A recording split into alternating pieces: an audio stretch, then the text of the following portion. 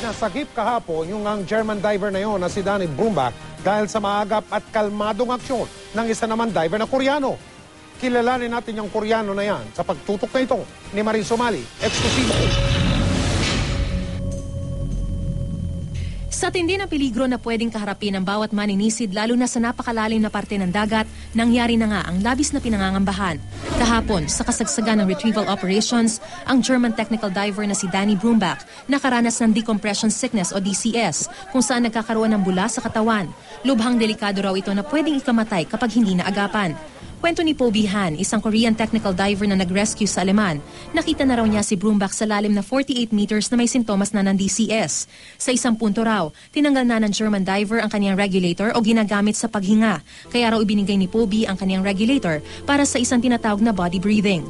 Unti-unti na rin daw lumulubog si Brumbach kaya nilagyan pa ni Poby ng hangin ng BCD o Buoyancy Control Device ng Aleman. Ang BCD ang ginagamit ng divers para makontrol ang kanilang pag-angat at pagbaba sa tubig. Sa pangambang malunod si Brumbach, mabilis daw niya itong iniangat. Very careful. Next time, you need to always careful.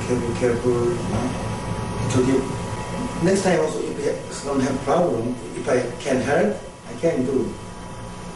You will still help. Yeah, because I stay here for 9 years.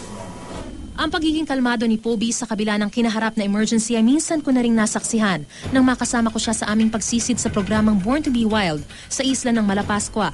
Para marating kasi ang MV Doña Marilyn sa lalim na 110 feet, kinailangan naming labanan ang malakas na underwater current at limitadong visibility.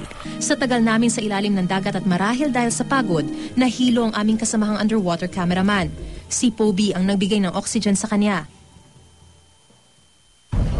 Nararamdaman ko yung naging toxic na yung hangin ko. Ang daming pwedeng mangyari sa ilalim na hindi naman yun yung natural environment namin. Mas malalim pa nga ang tinungo ng technical divers para marating ang bumagsak na eroplano ni Robredo sa lalim na 180 feet, katumbas ng 18 palapag na gusali. Kaya hindi nga biro ang peligrong pinagdaraanan nila. Isang maling kilos, maaaring buhay nila ang kapalit.